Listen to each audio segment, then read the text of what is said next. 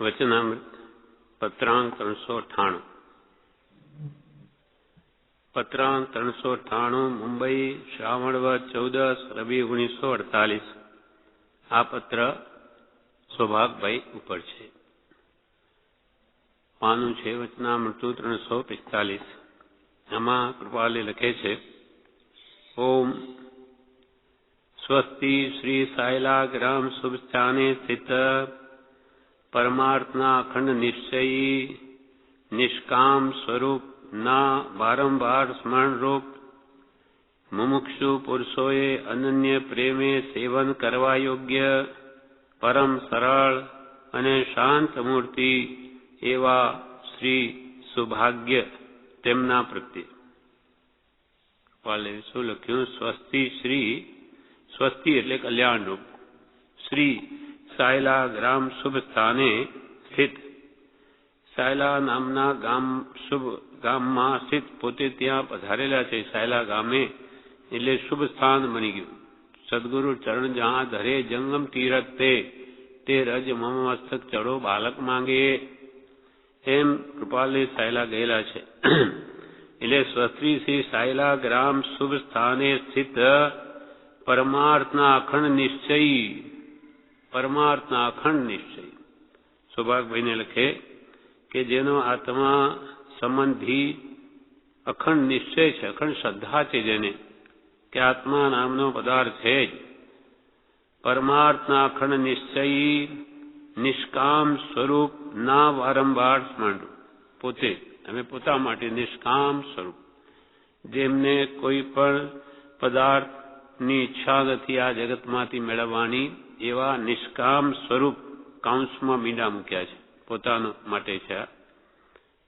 જેમ કે નિષ્કામ સ્વરૂપ કૃપાળદેવ ના વારંવાર સ્મરણ રૂપ, વારંવાર સ્મરણમાં રાખવા યોગ્ય અને મુમુક્ષુ પુરુષોએ અનન્ય પ્રેમે સેવવા યોગ્ય, મુમુક્ષુ પુરુષોએ અનન્ય પ્રેમે સેવવા યોગ્ય એટલે એવી ભક્તિ જાગી છે જેને, એવા સૌભાગભાઈ પણ મુમુક્ષુ પુરુષોને અનન્ય પ્રેમે સેવવા યોગ્ય અથવા પરમ કૃપાળુદેવ મુમુક્ષોને અનન્ય પ્રેમે સેવવા યોગ્ય, એમનું સમાગમ કરવા યોગ્ય.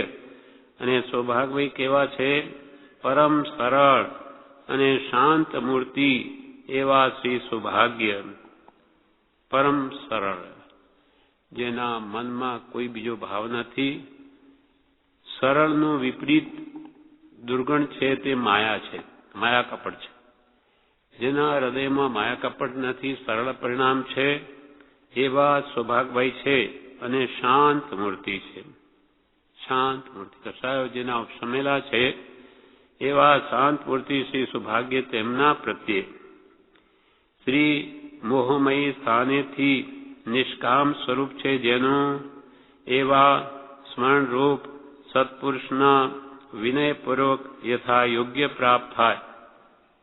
મોહમયી મુંબઈ, મુંબઈ નગરીથી નિષ્કામ સ્વરૂપ છે જેનું, એવા કોણ? પરમ કૃપાળુદેવ. એવા સ્મરણરૂપ એટલે આત્માથી જીવોને સ્મરણમાં રાખવા યોગ્ય સત્પુરુષ, આત્મા જેને પ્રગટ છે એવા તે સત્પુરુષના વિનયપૂર્વક યથાયોગ્ય પ્રાપ્ત થાય.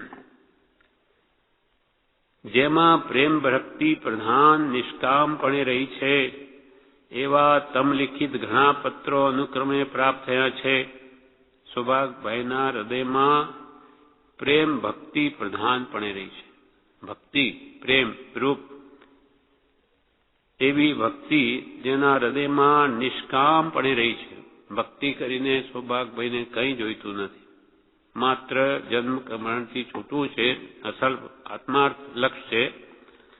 જેમાં પ્રેમ ભક્તિ પ્રધાન નિષ્કામપણે રહી છે એવા તમ લિખિત તમારા લખેલા ઘણા પત્રો અનુક્રમે પ્રાપ્ત થયા છે.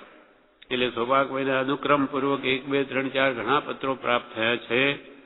આત્માકાર સ્થિતિ અને ઉપાધિ જોગરૂપ કારણને લીધે માત્ર તે પત્રોની પહોંચ લખવા જેટલું બન્યું છે. ઉપાધિ ઘણી છે વ્યવસાયની, અને તેથી માત્ર તમારા આટલા બધા પત્રોની પહોંચ લખવા જેટલું જ બન્યું છે. વળી કારણ શું છે? અત્ર ભાઈ રેવાશંકરની શારીરિક સ્થિતિ યથાયુક્તપણે રહેતી નહીં હોવાથી એમના ભાગીદાર રેવાશંકરભાઈ, એમના કાકા સસરા, અત્ર ભાઈ રેવાશંકરની શારીરિક સ્થિતિ યથાયોગ્યપણે રહેતી નહીં હોવાથી અને વ્યવહાર સંબંધીનું કામકાજ વધ્યું હોવાથી અને વ્યવહારનું પણ કામકાજ વધ્યું અને ભાગીદારની એની રેવાશંકરભાઈની પણ તબિયત સારી નથી, તેથી કામકાજ વધ્યું હોવાથી ઉપાધિ જોગ પણ વિશેષ રહ્યો છે અને રહે છે, જેથી આ ચોમાસામાં બહાર નીકળવાનું અશક્ય થયું છે. જેથી આ ચોમાસામાં અમે બહાર ક્યાંય નિવૃત્તિ માટે નીકળતા હતા તે બની શકે એમ નથી અને તેને લીધે તમ સંબંધી નિષ્કામ સમાગમ તે પ્રાપ્ત થઈ શક્યો નથી. માટે અમારો તમારી સાથેનો નિષ્કામ સમાગમ માત્ર આત્માર્થ તે પ્રાપ્ત થઈ શક્યો નથી. વળી દિવાળી પહેલા તેવો જોગ પ્રાપ્ત થવો સંભવતો નથી. દિવાળી પહેલા ફરી આપણા બેનો સમાગમ થવો સંભવતો નથી. તમ લિખિત કેટલાક પત્રોને વિશે સૌભાગ્યભાઈ લખે, તમારા લખેલા કેટલાક પત્રોમાં જીવાદિ સ્વભાવ અને પરભાવના કેટલાક પ્રશ્નો આવતા હતા.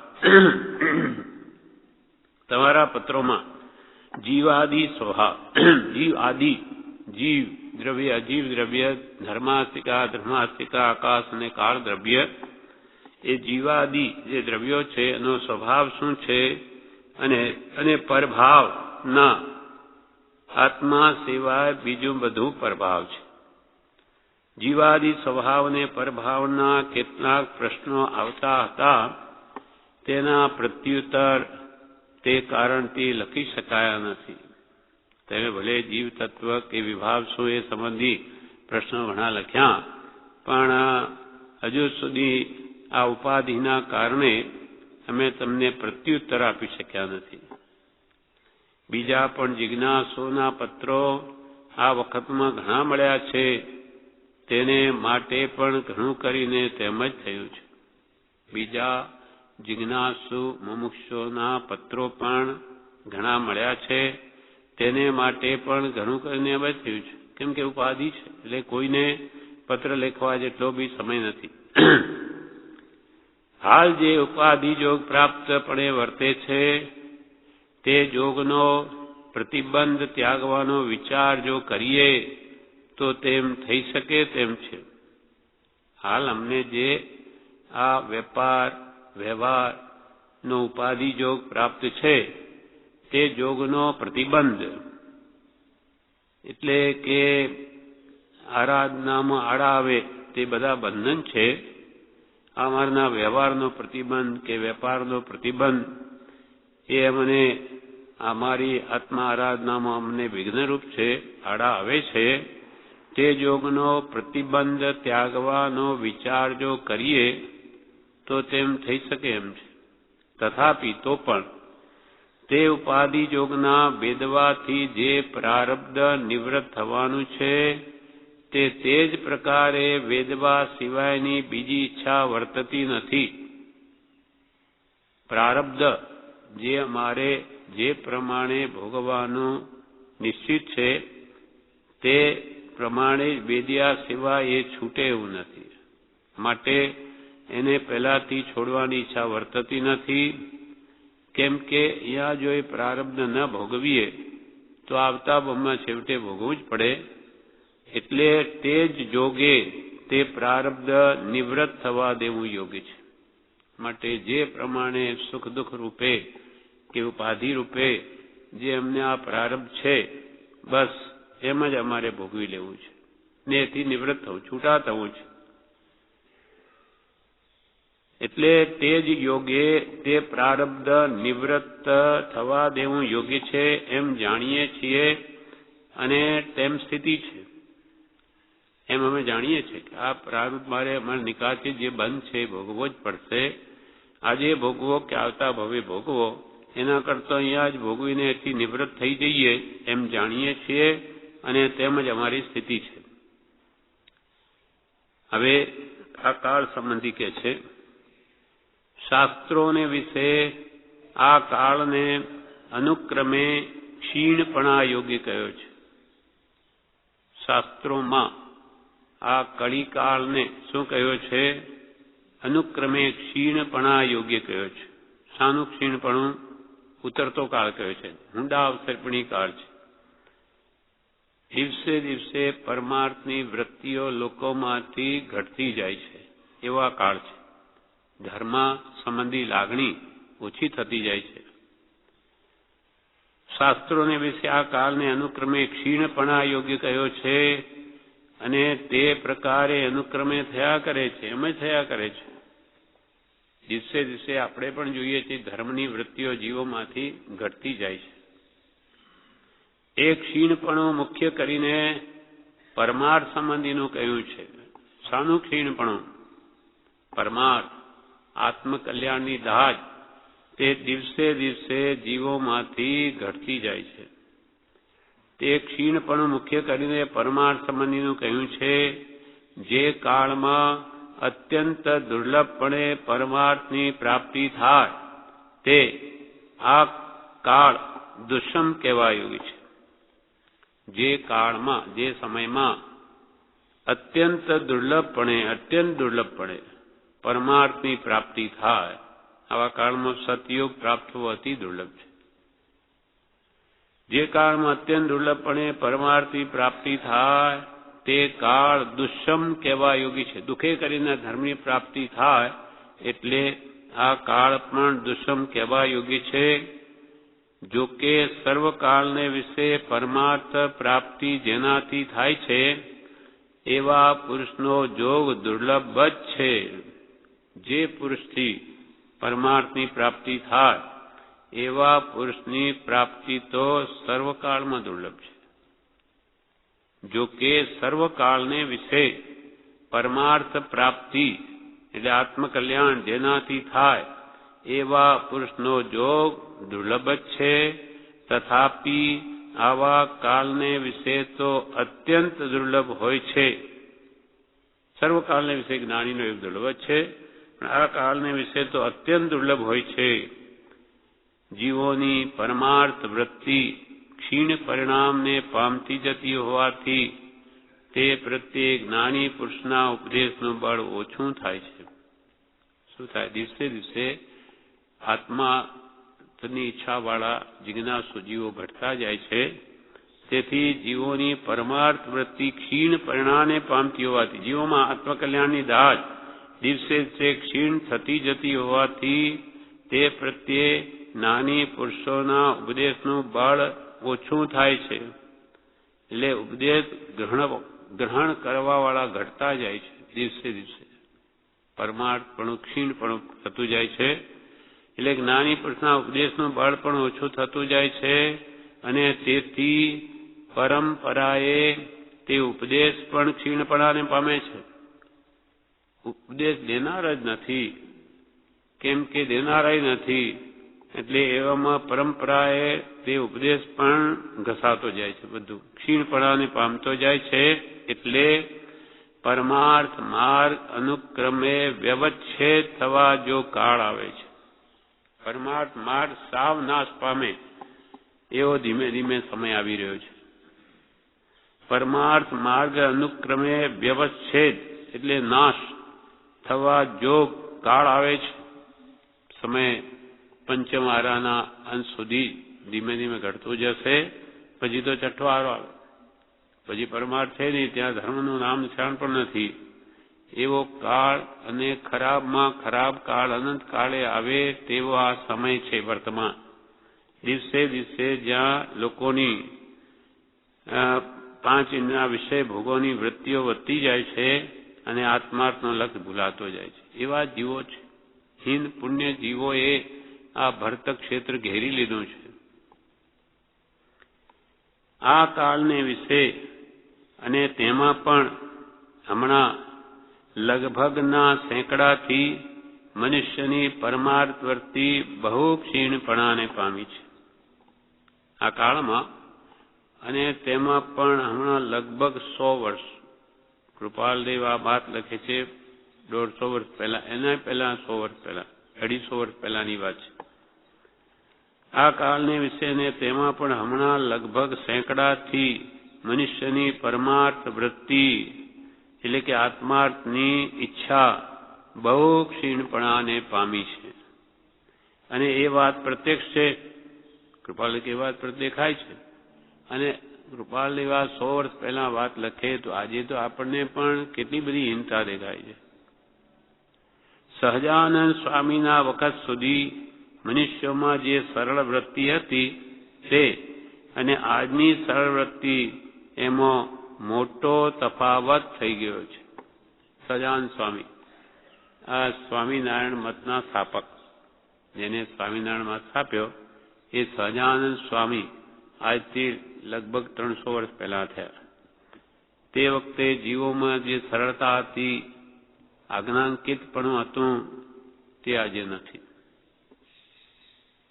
સહજાનંદ સ્વામીના વખત સુધી મનુષ્યોમાં જે સરળ વૃત્તિ હતી તે અને આજની સરળ વૃત્તિ એમાં મોટો તફાવત થઈ ગયો છે.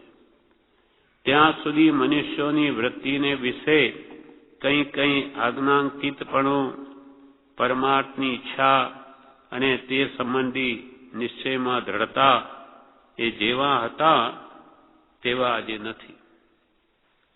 સહજાનંદ સ્વામી સુધીના સમયમાં મનુષ્યોની વૃત્તિમાં આજ્ઞાંકિતપણું હતું. જે કોઈ ગુરુ આજ્ઞા કરે તો માનતા, વડીલોની બી આજ્ઞા માનતા, પરમાર્થની બી ઈચ્છા હતી, આત્મકલ્યાણની પણ દાજ હતી અને તે સંબંધી નિશ્ચયમાં દ્રઢતા પણ હતી. જે આજ્ઞા લેતા દ્રઢતાથી પાળતા હતા એ જેવા હતા તેવા આજે નથી. તેથી તો આજે ઘણું ક્ષીણપણું થઈ ગયું, ઘણું ક્ષીણપણું. એના પછી પાછા 100-125 વર્ષ ગયા એટલે હજુ ક્ષીણપણું થઈ ગયું. જો કે હજુ આ કાળમાં પરમાર્થ વૃત્તિ કેવળ વ્યવચ્છેદ પ્રાપ્ત થઈ નથી, સાવનાશ નથી થઈ. હજુ આ કાળમાં પરમાર્થ વૃત્તિ એટલે કે આત્મકલ્યાણની ઈચ્છા સંપૂર્ણ નાશ પામી નથી જીવોમાંથી. તેમ સત્પુરુષ રહિત ભૂમિ થઈ નથી, સત્પુરુષ રહિત ભૂમિ થઈ નથી. તો પણ કાળ તે કરતા વધારે વિષમ છે, બહુ વિષમ છે એમ જાણીએ છીએ. તો પણ તે સમય કરતા આજનો સમય વધારે વિષમ છે, બહુ વિષમ છે એમ જાણીએ છીએ.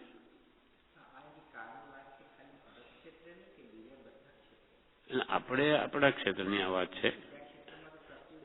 ના, એવું ના હોય. હવે ઊંડા હા હોય. આમ તો જે મહાવિદ્ય ક્ષેત્ર છે ત્યાં તો સતયુગ જ છે. બીજામાં હવે શું છે ખબર નહીં. જેમ આપ કે એવા 5 ભરત છે, 5 એરાઓ છે, તેમાં કેવી રીતનું પ્રવર્તન છે એ ખબર નહીં. મહાપુરુષો અહીંયાની વાત કરીએ અહીંયા, પણ મહાવિદ્ય ક્ષેત્રમાં તો હંમેશા બધા તીર્થંકરો વિચારતા હોય એટલે સતયુગ છે. પણ ત્યાંય પાપ કરનારા નથી એવું નથી. અહીંયાથી તો કોઈ 7મી નરકે નહીં જઈ શકે, પણ ત્યાંથી જઈ શકે. ત્યાં કર્મેશુરા અને ધર્મેશુરા બે છે જીવો. એટલું બધું બળ છે, બળવીર્ય શરીરનું, કે ઠેઠ કેવળનાને પ્રાપ્ત કરી શકે અને ઠેઠ 7મી નરકે જઈ શકે. એટલે અહીંયાના જીવોને એટલું બળ નથી. એટલે મહાવિદ્ય એટલે હંમેશા સતયુગ જ છે એટલે ત્યાં બધા મોક્ષે જ જાય એવું કઈ નથી. ત્યાં નર્કમાં જનારા પાપ કરે ત્યાંથી નર્કમાં જાય.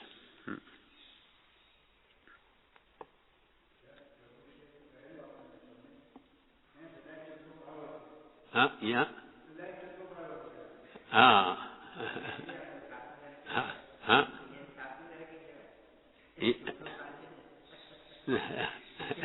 એ તો ભાવની અપેક્ષા કે છે કે આટલું ક્ષેત્ર એવું છે કે જ્યાં હંમેશા પર્યુષણ છે, હંમેશા પર્યુષણનો જ ક્રમ છે. એટલે અહીંયા ઘણી પુણ્યબંધ કરીને આત્મા ઘણી ઊંચી સ્થિતિ પામી શકે એવી અહીંયા સંભાવના છે. પણ આ ક્ષેત્ર કેટલું નહીં જેવું છે. આ તો બધા જ આખા હિન્દુસ્તાનના લોકો અહીંયા આવતા હોય એટલે આટલું બી દેખાય. બાકી પરમાર્થ પ્રતિ દિવસે દિવસે ક્ષીણ પણ થતી જાય છે. વળી કૃપાલુ કહે, જો કે હજુ આ કાળમાં પરમાર્થ વૃત્તિ કેવળ વ્યવચ્છેદ પ્રાપ્ત થઈ નથી, એટલે કે આત્માનો સુખ તરફનો લક્ષ્ય સાવ ગયો નથી. આત્મકલ્યાણનો લક્ષ્ય સર્વથા હજુ નાશ પામ્યો નથી, કેમ કે સત્પુરુષ રહિત ભૂમિ થઈ નથી.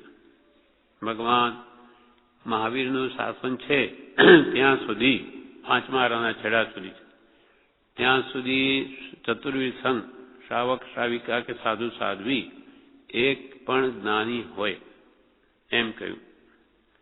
અને કૃપાલય કે છે કે ગુફામાં છે જ્ઞાની, પણ એ પોતાનું કરી શકે છે, બીજાનું કરી શકે એવું તેમનું યોગ બળ નથી.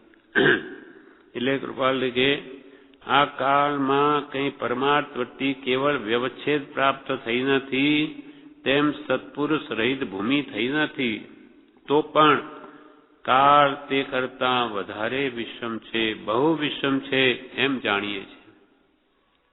દિવસે દિવસે વિષય કસાયની વૃત્તિઓ કેટલી વધે છે.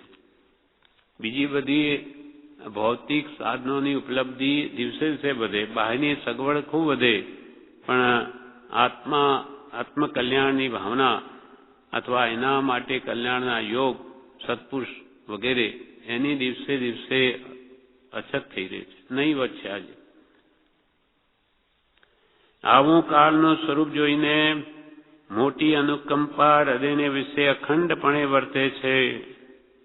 આવું કાળનું સ્વરૂપ જોઈને કૃપાળુના હૃદયમાં મોટી અનુકંપા, ખૂબ દયા આવે છે કે આ જીવોને કેવી રીતે કલ્યાણ કરી અને કેમ તારીએ.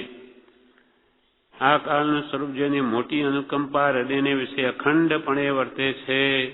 જીવોને વિશે કોઈ પણ પ્રકારે અત્યંત દુઃખની નિવૃત્તિનો ઉપાય એવો જે સર્વોત્તમ પરમાર્થ, તે સંબંધી વૃત્તિ કંઈ પણ વર્ધમાનપણાને પ્રાપ્ત થાય તો જ તેને સત્પુરુષનું ઓળખાણ થાય છે. આવા કાળમાં પણ અત્યંત દુઃખની નિવૃત્તિનો ઉપાય જે સર્વોત્તમ આત્માર્થ કલ્યાણ માટે તે સંબંધી વૃત્તિ કંઈ પણ જીવોની વધે, આત્મકલ્યાણની દાજ વધે તો જ તેને સત્પુરુષની ઓળખાણ થાય. કંઈ આત્મકલ્યાણની જિજ્ઞાસા હોય તો જ્ઞાનીને શોધે, પણ જેને કરવું જ નથી આત્મકલ્યાણ, શું કામ જ્ઞાનીને શોધે? એટલે આત્મકલ્યાણની જો ભાવના વિશેષ બળવાન થાય તો તે સત્પુરુષ શોધે અને તેને તેની ઓળખાણ થાય, નહીં તો થતું નથી. તે વૃત્તિ સજીવન થાય અને કોઈ પણ જીવોને, ઘણા જીવોને પરમાર્થ સંબંધી જે માર્ગ તે પ્રાપ્ત થાય તેવી અનુકંપા અખંડપણે રહ્યા કરે છે. આવી કાળની સ્થિતિ છે, છતાં પણ જીવોની વૃત્તિ સજીવન થાય, આત્મકલ્યાણની ભાવના જાગે અને કોઈ પણ જીવોને કે ઘણા જીવોને પરમાર્થ સંબંધી માર્ગ મળે, એને સાચો માર્ગ પ્રાપ્ત થાય આત્મકલ્યાણનો, તેવી અનુકંપા અમારા હૃદયમાં અખંડપણે રહ્યા કરે છે. કેટલી દયા છે, અનંતી દયા છે.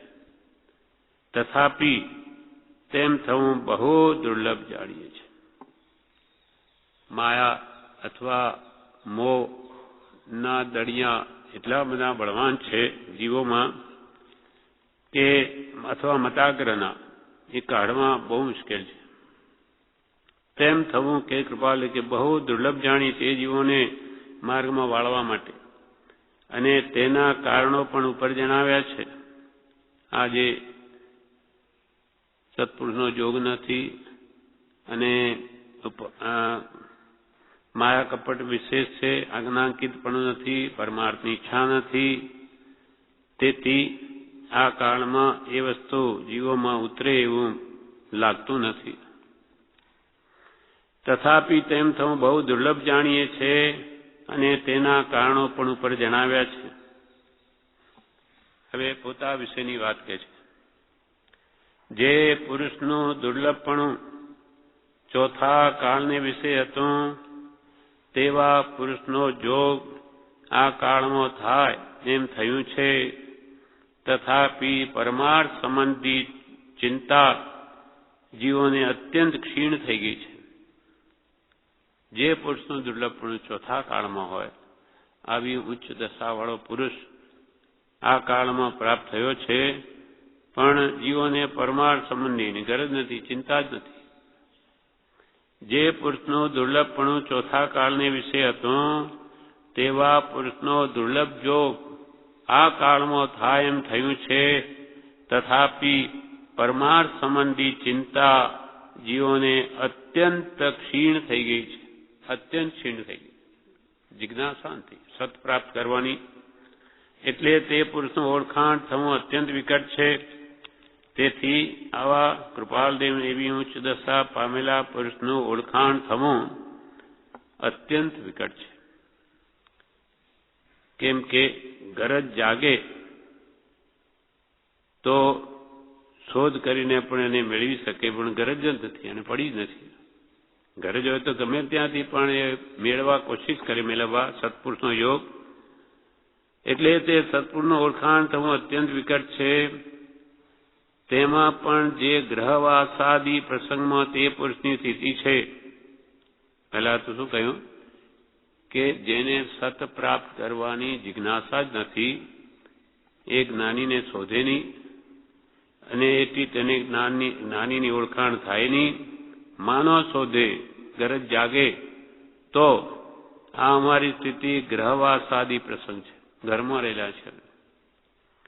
ગ્રહવાસાદી પ્રસંગમાં તે પુરુષની સ્થિતિ છે તે જોઈ જીવને પ્રતીતિ આવી દુર્લભ છે કે આવા જ્ઞાની કે ઘરમાં હોય એટલે શ્રદ્ધા આવી દુર્લભ છે.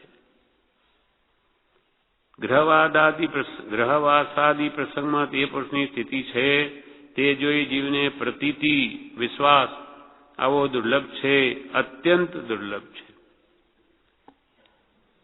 આમ ઝવેરી વેશમાં હોય એને કોણ ઓળખી શકે કે આ જ્ઞાની છે? અને કદાપી પ્રતીતિ આવી કોઈ કારણે એમના ઉપદેશથી માનો વિશ્વાસ આવ્યો કે આ જ્ઞાની છે, કદાપી પ્રતીતિ આવી તો તેમનો જે પ્રારબ્ધ પ્રકાર હાલ વર્તે છે તે જોઈ તે નિશ્ચય રહેવો દુર્લભ છે. જ્ઞાની હોય તો આવી રીતે ઘરમાં વેપાર કરે અને કુટુંબ હોય, એમ એનો પ્રારબ્ધ પ્રકાર જે છે એ જોઈને પણ એ નિશ્ચય લેવો દુર્લભ છે. અને કદાપી નિશ્ચય થાય તો પણ માનો નિશ્ચય થાય તો તેમનો કદાપી નિશ્ચય થાય તો પણ તેનો સત્સંગ રહેવો દુર્લભ છે. કેમ કે એમને તો નિવૃત્તિ છે નહીં, પ્રવૃત્તિ છે, ધંધામાં છે, વેપારમાં છે, વ્યવહારમાં છે, તો એવા પુરુષનો સત્સંગ રહેવો તો દુર્લભ છે. અને તે પરમાર્થનું મુખ્ય કારણ તે તો તે છે. ખરેખર જીવોનું કલ્યાણ તો એવા પુરુષનો સત્સંગ થાય તો થાય, તો સત્સંગ અમારો થઈ શકે એમ નથી. એટલે શ્રદ્ધા ક્યાં સુધી ટકે? અને કદાપી નિશ્ચય થાય તો પણ તેનો સત્સંગ રહેવો દુર્લભ છે. અને જે પરમાર્થનું મુખ્ય કારણ તે તો તે છે. તે આવી સ્થિતિમાં જોઈ ઉપર જણાવ્યા છે જે કારણો તેને વધારે બળવાનપણે દેખીએ છે. એક તો જીવનું પુણ્ય શું, અને વળી જ્ઞાની છે તો આવા ઉદયમાં એટલે કે જીવોનું એમ જાણીએ છે કે વધારે મોહનું બળવાનપણું દર્શન મોહનું છે એમ જાણીએ છે. અને એ વાત જોઈ ફરી ફરી અનુકંપા ઉત્પન્ન થાય છે, ફરી ફરી દયા આવે. શું કરીએ, અમને આવા ઉદય અને જીવોની પણ જિજ્ઞાસાની યોગ્યતા નહીં તો એ કલ્યાણ કેમ થાય? છતાં પણ કે છે ઈશ્વર ઈચ્છાથી એટલે પ્રારબ્ધ પ્રમાણે જે કોઈ જીવનું કલ્યાણ થવાનું સર્જિત હશે ઈશ્વર ઈચ્છાથી, એટલે કે કોઈ જીવનું પ્રારબ્ધ પ્રમાણે કલ્યાણ થવાનું વર્તમાનમાં પણ થવું સર્જિત હશે તે તો તેમ થશે, જરૂર થશે, અને તે બીજેથી નહીં પણ અમ થકી એમ પણ અત્ર માનીએ છીએ. બીજેથી નહીં પણ અમ થકી એમ પણ અત્રેથી માનીએ છીએ. કેમ એમ? તેના માટે કહ્યું, કૃપાલે લખ્યું છે કે જે વાટે શ્રી રામ તર્યા છે, શ્રી રામ જે વાટે તર્યા તે વાટે શ્રી કૃષ્ણ તરશે. શ્રી રામ તર્યા, શ્રી કૃષ્ણ તરશે. મોક્ષ માર્ગ એક જ હોય, એક હોય ત્રણે કાળમાં પરમાર્થનો પંથ. એટલે જે માર્ગે શ્રી રામ તર્યા તે જ વાટે શ્રી કૃષ્ણ તરશે, અને જે વાટે શ્રી કૃષ્ણ તરશે તે વાટે શ્રી મહાવીર તર્યા છે. બધાનો માર્ગ એક જ છે. તે જ વાટ અમે બતાવીએ છીએ. કૃપાલ કે અમે તે જ માર્ગ બતાવીએ, ભગવાન મહાવીરનો મૂળ માર્ગ. એટલે તે વડે જીવોનું કલ્યાણ થશે. બીજો કોઈ ઉપાય અથવા માર્ગ છે જ નહીં જન્મથી સર્વથા મુકાવાનો.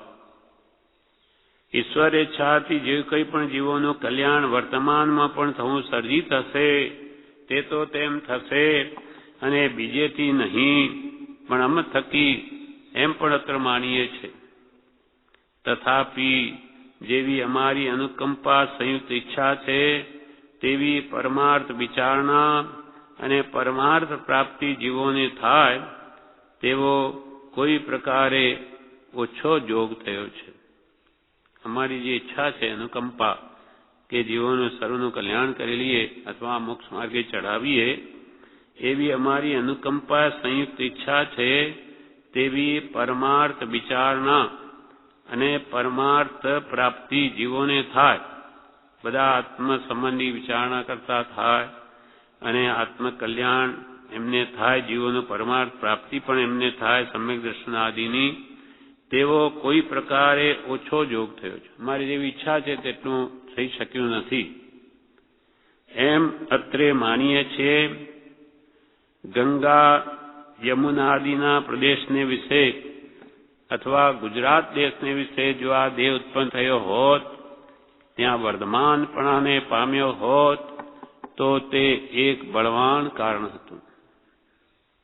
જો અમારો આ દેહ ગંગા યમુના એ પ્રદેશને વિશે મથુરા આદિ તે બાજુ અથવા ગુજરાત અલ્હાબાદ ને બધા ગંગા નદીના તે કિનારે ત્યાંના જીવો એમને યોગી જણાયા હશે. ગંગા યમુના આદિ પ્રદેશને વિશે અથવા ગુજરાત દેશને વિશે, ગુજરાતના જીવો પણ આજે ધર્મની પ્રવૃત્તિ અહીંયા વિશેષ છે, અને ગુજરાત દેશને વિશે જો આ દેહ ઉત્પન્ન થયો હોત અને ત્યાં વર્ધમાનપણું પામ્યો હોત તો તે એક બળવાન કારણ હતું એમ જાણીએ છીએ.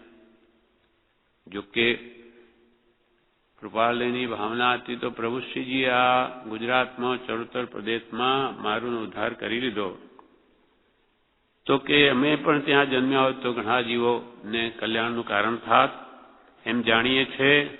બીજું કારણ એક તો આ કે ગંગા પ્રદેશ અથવા ગુજરાતમાં જન્મ્યા હોત તો એક બળવાન કારણ હતું જીવોને કલ્યાણ.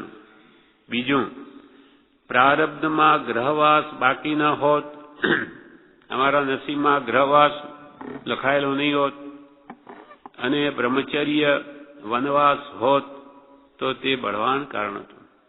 અમારે ઉપાધિ નહીં હોત ગ્રસ્થની, અમે બ્રહ્મચારી હોત અથવા વનવાસી હોત તો વનમાં રહેનારા મહાત્મા હોત તો એ પણ બીજું બળવાન કારણ હતું એમ જાણીએ છીએ.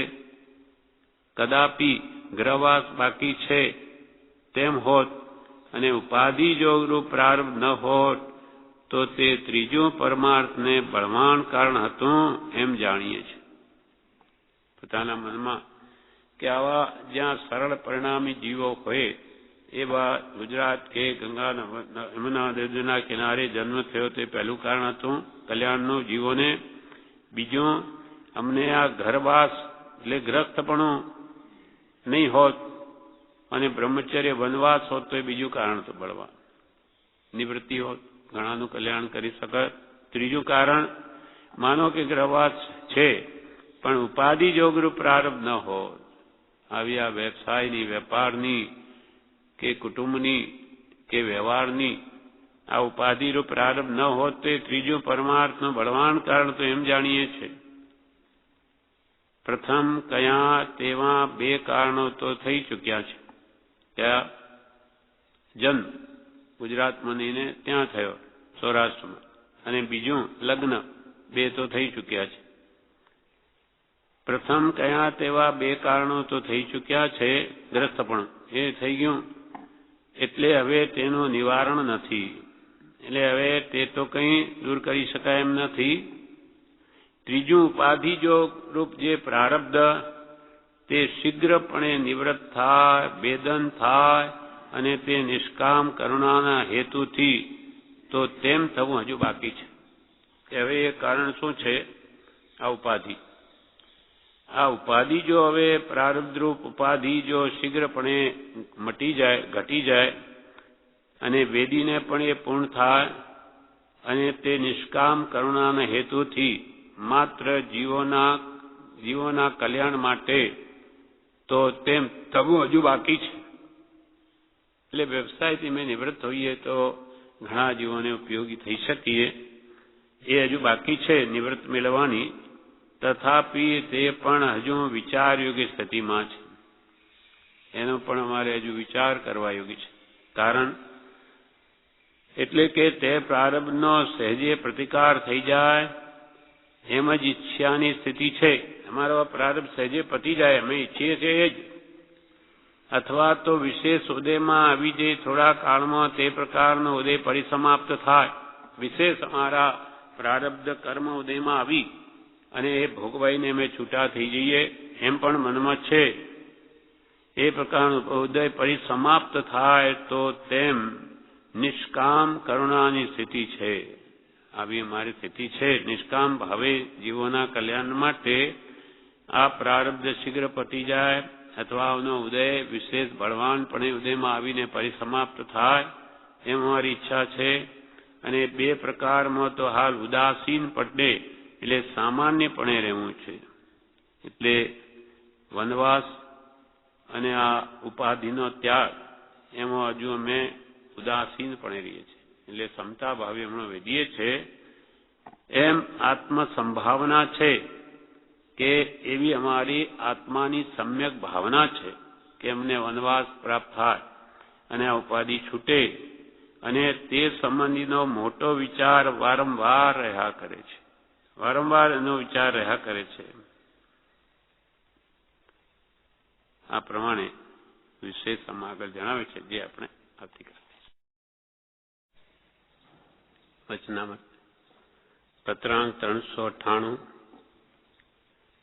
સૌભાગભાઈ ઉપર છે. એ આપણે વાંચતા હતા, અધૂરો છે, વચ્ચેથી પૂરો કરીએ. પત્રાંક 398 તેમાં કૃપાલજી કહે છે કે પરમાર્થ કેવા પ્રકારના સંપ્રદાય કહેવો એ પ્રકાર જ્યાં સુધી ઉપાધિ જોગ પરિસમાપ્ત નહીં થાય ત્યાં સુધી મૌનપણામાં અને અવિચાર તથા નિર્વિચારમાં રાખ્યો છે. અર્થાત તે વિચાર હાલ કરવા વિશે ઉદાસપણું વર્તે છે. અમારે જ્યાં સુધી કૃપાલ લેખે છે સર્વસંગ પરિત્યાગ ન આવે ત્યાં સુધી પરમાર્થ કેવા પ્રકારે લોકોને કહેવો, કયા સંપ્રદાય વડે, દિગંબરથી, શ્વેતાંબરથી કે સ્થાનકવાસીથી, પણ આ બધા કૃપાલ દેવે તો બધા આ ફિરકાઓ મૂકી દીધા છે. માત્ર આત્મવિચાર કર્તવ્ય રૂપ ધર્મ ભજવો યોગી છે, સનાતન વિતરાગ ધર્મ. એટલે પરમાર્થ કેવા સંપ્રદાય કેવો, કેવા પ્રકારના સંપ્રદાય કેવો એ પ્રકાર હાલ જ્યાં સુધી આ ઉપાધિ જોગ અમને છે તે પરિસમાપ્ત નહીં થાય, ઉપાધિ જોગનો ઉદય પૂર્ણ ન થાય ત્યાં સુધી મૌનપણામાં, તે સંબંધી અમે મૌન છીએ અથવા અવિચાર એટલે કે નિર્વિચારમાં રાખ્યો છે.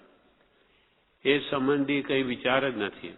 હમણો પરમાર્થ કયા સંપ્રદાય કેવો, પણ જ્યાં સુધી ઉપાધિજોગ અમારો પૂરેપૂરો મટે નહીં, એટલે કે સર્વસંગ પરિત્યાગ દશા આવે નહીં, મુનિપણું આવે નહીં. કેમ કે રાજમાર્ગ છે. ગ્રસ્તપણામાં કંઈ ભગવાન મહાવીરનો માર્ગ ઉપદેશી શકાય નહીં. એટલે જનરલ આમ રાજમાર્ગ રૂપે કહેવું હોય તો આ ઉપાધિ જોગ મટીને સર્વસંગ પરિત્યાગ દશા જો આવે તો જરૂર અમે પરમાર્થ માર્ગ કહીશું ખુલ્લા રૂપે. પણ કયા સંપ્રદાયે તે હાલ મૌનપણામાં અથવા નિર્વિચારપણામાં રાખ્યો છે. એટલે હમણાં એ સંબંધી કે એમને વિચાર કર્યો પણ નથી, અર્થાત તે વિચાર હાલ કરવા વિશે ઉદાસ પણ વર્તે છે. હમણાં એ સંબંધી ઉદાસીન ભાવ છે. જ્યારે સમય આવશે ત્યારે જોઈશું. પછી કે છે આત્માકાર સ્થિતિ થઈ જવાથી ચિત્ત ઘણું કરીને એક અંશ પણ ઉપાધિ જોગ વેદવાને યોગ્ય નથી. એટલો બધો આત્મામય તન્મય આત્મામાં એવી સ્થિતિ છે કે ચિત્ત હવે ઘણું કરીને એક અંશ પણ આ ઉપાધિ જોગને ભેદી શકે એવું નથી. તથાપી તો પણ તે તો જે પ્રકારે વેદવું પ્રાપ્ત થાય તે જ પ્રકારે વેદવું છે, એટલે તેમાં સમાધિ છે. અમને એક અંશ પણ ઉપાધિ જોગ વેદવાની અમારી ઈચ્છા નથી, છતાં જે પ્રકારનું ઉદય આવશે તે પ્રકારે અમારે તો વેદવું છે એવું અમે માન્ય કરેલું હોવાથી અમારા આત્મામાં સમાધિ છે. કોઈ ઉકળાટ નથી. ભલે સુખ રૂપે આવે દુઃખ રૂપે આવે બધું સમતાએ ભોગવી રહેવું છે. જે પ્રકારે વેદવું પ્રાપ્ત થાય તે જ પ્રકારે વેદવું છે, એટલે તેમાં સમાધિ છે.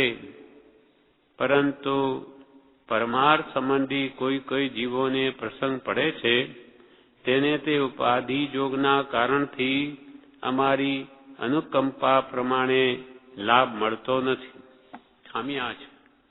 અમારે તો અમે ક્ષમતાએ બધું વેધી લઈશું, પણ પરમાર્થ સંબંધી જે કોઈ જીવો અમારી પાસે આવે છે તેને આવા ઉપાધિના કારણથી અમારી અનુકંપા છે.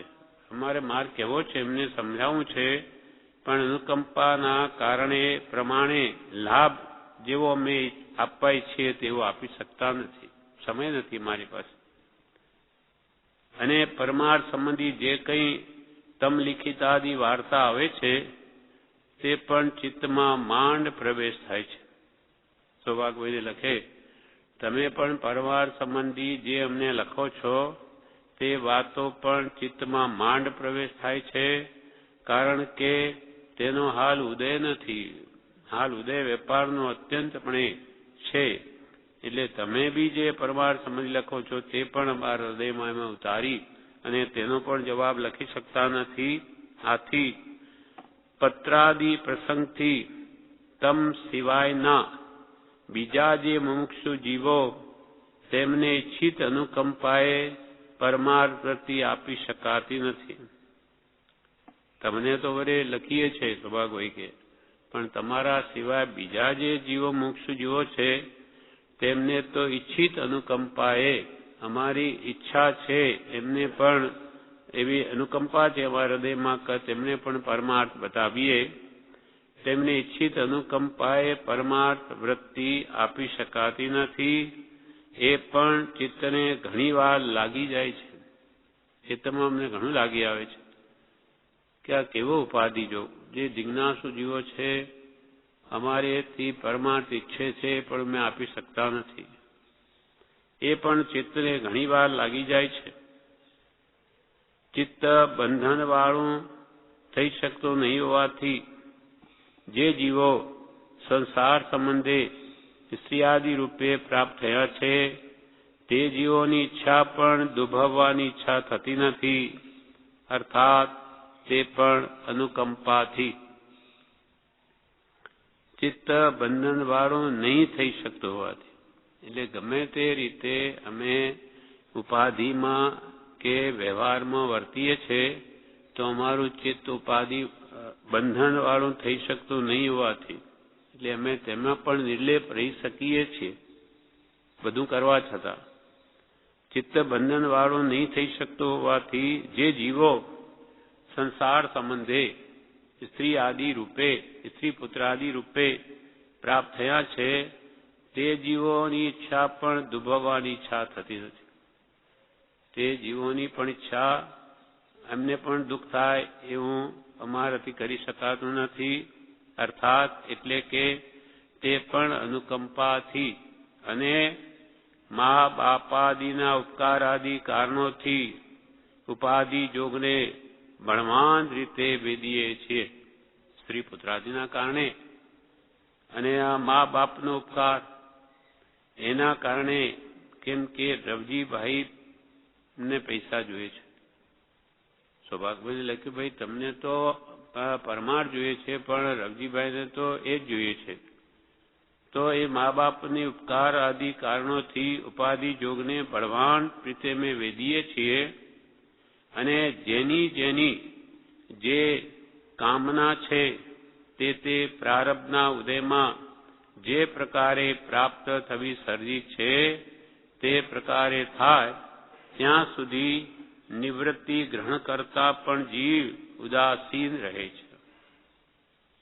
જેની જેની જે પ્રકારની ઈચ્છા કામના તે પ્રારબ્ધના ઉદયમાં વર્તે છે, જે પ્રકારે સર્જિત છે થવાનું છે તે પ્રકારે થાય ત્યાં સુધી અમે નિવૃત્તિ ગ્રહણ કરતા પણ ઉદાસીન રહીએ છીએ. એટલે સમભાવે બધું જોયા કરીએ છીએ. જે થાય છે બધાનું લેણું પતાવવું છે એટલે ક્ષમતાએ અમે રહીએ છીએ, ઉદાસીન રહીએ છીએ. એમાં કોઈ પ્રકારનું અમારું સકામપણું નથી. આ મુખ્ય વાત છે. સ્ત્રી પુત્ર માતા પિતા કે કોઈ પણ જીવનું જે કંઈ પણ લેણું છે એમાં અમારું કોઈ પણ સકામપણું નથી, નિષ્કામપણું છે. અમારી કોઈ બીજી ઈચ્છાએ અમે નથી એમની સાથે રહ્યા. તથાપી એમાં કોઈ પ્રકારનું અમારું સકામપણું નથી. અમે જે સર્વમાં નિષ્કામ જ છીએ એમ છે. ભલે સ્ત્રી પુત્ર હોય કે માતા પિતા કે કોઈ ધનાદિ, એમાં અમારી જે પ્રવૃત્તિ છે એ કોઈ પણ સકામપણાથી નથી, નિષ્કામપણાથી છે. માત્ર ઉદયને ભોગવવા માટે અમે જે સર્વમાં નિષ્કામ જ છીએ એમ છે. તથાપી પ્રારબ્ધ તેવા પ્રકારનું બંધન રાખવારૂપ ઉદય વર્તે છે. પ્રારબ્ધ અમે બાંધ્યું છે, અમે કર્મ બાંધ્યા. રૂપાલ કહે તે એ અમારો દોષ છે, કોઈ બીજાનો દોષ નથી. એટલે તથાપી પ્રારબ્ધ તેવા પ્રકારનું બંધન રાખવા રૂપ ઉદય વર્તે છે. આ બંધન અમારે હજુ રાખવાનું ઉદય એવો વર્તે છે પ્રારબ્ધ. તે પણ બીજા મુમુક્ષુની પરમાર્થ વૃત્તિ ઉત્પન્ન કરવાને વિશે રોધરૂપ જાણીએ છીએ. આ રીતે અમે વેપારમાં વ્યવહારમાં ઉદ્યાધીન જે કરવું પડે છે એથી બીજા મોક્ષોની પરમાર્થ વૃત્તિ ઉત્પન્ન કરવાને વિશે આ અવરોધ છે. ઉત્પન્ન કરવાને વિશે રોધરૂપ જાણીએ છીએ. સૌભાગભાઈને લખે છે, જ્યારથી તમે મળ્યા, જ્યારથી તમે અમને મળ્યા છો ત્યારથી આ વાર્તા કે જે ઉપર અનુક્રમે લખી છે તે જણાવવાની ઈચ્છા હતી. જ્યારથી સૌભાગભાઈને કે તમે મળ્યા છો ત્યારથી આ બધી વાત ઉપર લખી છે તે જણાવવાની અમારી ઈચ્છા હતી, પણ તેનો ઉદય તે પ્રકાર મેં હતો નહીં એટલે તેમ બન્યું નહીં. એવો ઉદય મારો નહોતો એટલે અમે પહેલા કોઈ વાતો જણાવી શક્યા નહીં. હમણાં તે ઉદય જણાવવા યોગ્ય થવાથી સંક્ષેપે જણાવ્યો છે. હમણાં એવો ઉદય વર્તે છે એટલે સંક્ષેપમાં આ બધું તમને જણાવ્યું છે. જે વારંવાર વિચારવાને અર્થે તમને લખ્યો છે, આ બધો ઉપર પ્રકાર લખ્યો વારંવાર તમારે વિચારવા માટે લખ્યો છે. બહુ વિચાર કરી સૂક્ષ્મપણે હૃદયમાં નિર્ધાર રાખવા યોગ્ય પ્રકાર એમાં લેખિત થયેલ છે. એવી વાત લખે. બહુ વિચાર કરી, તમે વિચાર કરજો કે એના પર બહુ સૂક્ષ્મપણે હૃદયમાં નિર્ધાર રાખવા યોગ્ય, સૂક્ષ્મપણે એમાં એવી વાત લખી છે કે તમારા હૃદયમાં નિર્ધાર કરવા યોગ્ય, રાખવા યોગ્ય એમાં લેખિત થયો છે જે પ્રકાર. એટલે કે અમે બધી રીતે ક્રિયા કરીએ છીએ, વેપાર કરીએ છીએ, ભલાણું કરીએ છીએ, પણ અમે બધામાં અલિપ્ત છીએ. એવો જે ગુપ્ત પ્રકાર એમાં પ્રદર્શિત થયો છે, લેખિત થયેલ છે, તે તમે અને ગોસળિયા સિવાય આ પત્રની વિગત જાણવાને બીજા કોઈ જોગ જીવ હાલ તમારી પાસે નથી. એક તો તમે સૌભાગભાઈ, એક ગોસળિયા, એ સિવાય આ વાતને કોઈ પણ યથાર્થ જાણી શકે એવો જીવ તમારી પાસે નથી. એટલે કોઈને કહેવાય નથી, કોઈ નહીં સમજી શકે. કેમ કે ઉદય હોય તો શું કામ બેઠા છો? શું તમે અડચલી નહીં શકો? એવા અનેક વિકલ્પો બીજા કરીને કર્મ બાંધે. પણ કૃપાલ કે અમે અહીંયા એ પણ વાત પેલા આવી કે અમે એનાથી છૂટી શકીએ એમ છે, પણ અમારા જે એ બંધનો છે આ ભવે નહીં તો બીજા ભવે તો ભોગવવા જ પડશે. ભોગ્યા વગર છૂટે એમ નથી. તો મારે બધું ભોગવીને ક્ષમતાએ ભોગવી ને છૂટી જવું છે. એટલે આ વાતને તમે અને ગોસળિયા સિવાય બીજા કોઈ જાણવાની જોગ હાલ તમારી પાસે કોઈ નથી. આટલી વાત સ્મરણ રાખવા લખી છે તમને યાદી માટે કે બીજા એ વાતને નહીં સમજી શકે.